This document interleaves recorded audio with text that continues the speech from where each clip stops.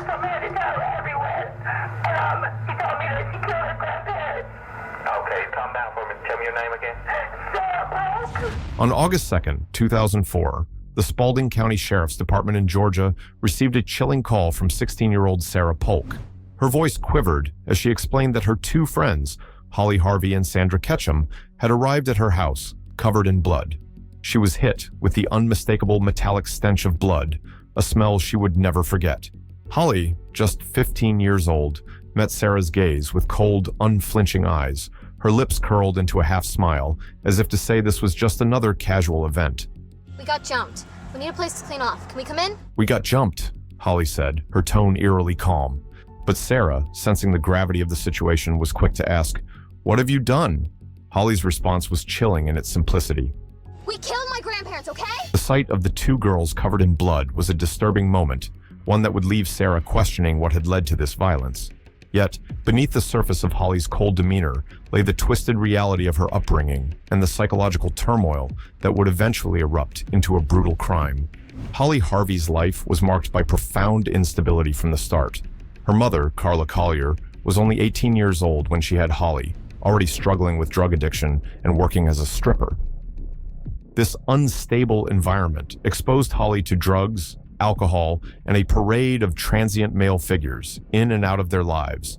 Holly's father, incarcerated at the time of her birth, was nothing more than a distant, shadowy figure.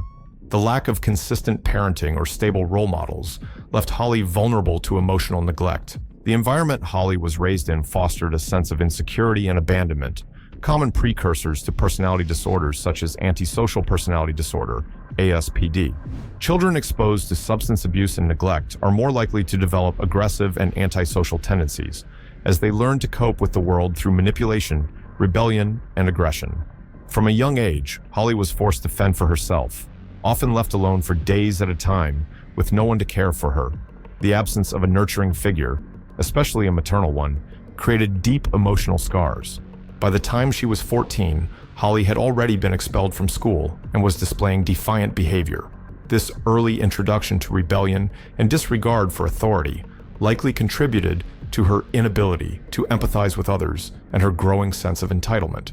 When Carla was incarcerated, Holly was sent to live with her great-aunt, Anita. However, the lack of a structured and supportive environment continued to affect her.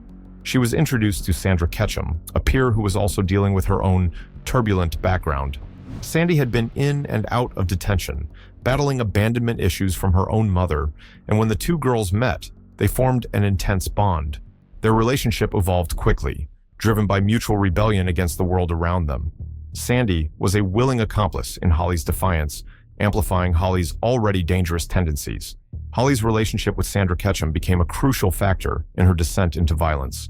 Sandy, fresh out of juvenile detention, was struggling with her identity and her own history of abandonment.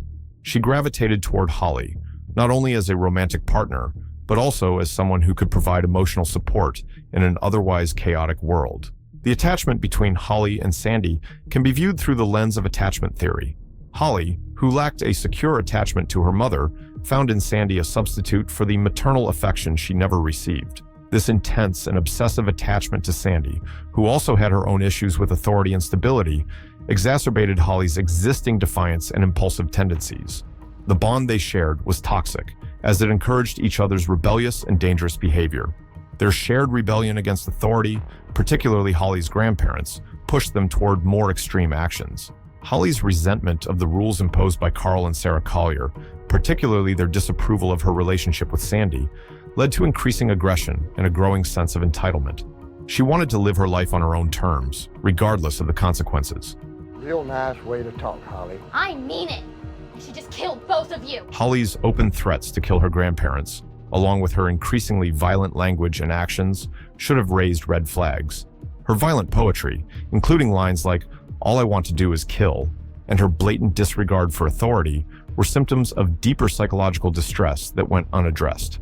On August 2nd, 2004, the violent plan that Holly had been nurturing for weeks was put into motion. And all their jewelry, I know where they keep all of it. And then we just take Grandpa's truck. It'll be easy. Okay.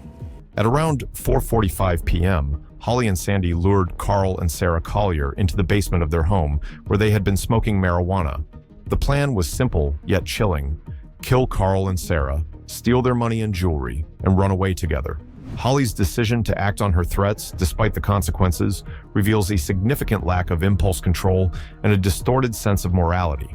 Her premeditation, evident in her to-do list and discussions about the murders with Sandy, suggests that she was not acting out of pure emotional outburst, but rather in pursuit of a calculated goal.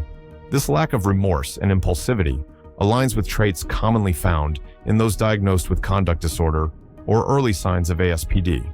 As Carl and Sarah entered the basement to retrieve luggage for their trip to Hawaii, Holly attacked Carl with a knife, stabbing him in the chest. Sarah, hearing the commotion, descended the stairs and was immediately attacked by Sandy. The violent struggle that ensued, with Carl fighting for his life and Holly chasing him upstairs, highlights the intensity of the crime. The excessive violence and lack of empathy for the victims suggest that Holly viewed the murder as a means to an end, a way to achieve freedom from the constraints imposed by her grandparents. The act of following Carl upstairs and delivering a fatal blow, coupled with her casual attitude afterward, demonstrates an emotional detachment and a complete disregard for the sanctity of life. Once Carl was dead, Holly returned to the basement to finish off Sarah, who was still alive. The brutal stabbing continued, with Holly repeatedly plunging the knife into her grandmother's body, expressing frustration with the victim's resistance. This shows not only a lack of empathy, but a sadistic streak, a desire to dominate and control the situation. After the murders, Holly and Sandy fled the scene, taking Carl and Sarah's truck and attempting to escape. They drove for hours, eventually arriving at Tybee Island, Georgia, where they met two teenage boys who took them in. Holly's apparent enjoyment of the attention she received after the murder, coupled with her laughter during her arrest, underscores her lack of remorse and her need for validation. Her reaction suggests that for Holly, the crime was not just about escaping her grandparents' rules, but also about asserting control and dominance in her life. This behavior mirrors that of individuals with narcissistic traits, who seek validation and admiration, even through negative means. When the police arrived the next morning, they arrested the girls and discovered the knives used in the murders. While Holly displayed no remorse, Sandy, though complicit, showed signs of genuine guilt.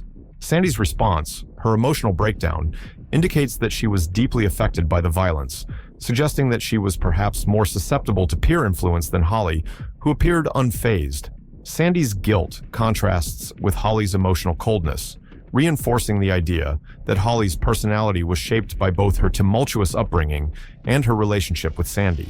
During the trial, Holly showed no sign of remorse, recounting the murders with a chilling detachment. She was sentenced to 2 life terms, while Sandy received an additional sentence for armed robbery. Holly's refusal to take responsibility for her actions, her mother's similar denial of guilt, and their shared inability to empathize with the victims highlight a familial pattern of avoidance and emotional detachment. Carla's refusal to accept any blame for her daughter's actions further reinforces the idea that Holly's behavior was, in part, a product of her environment, one in which emotional neglect and psychological abuse went unaddressed. Absolutely not any at all. It was her actions, it was her doing.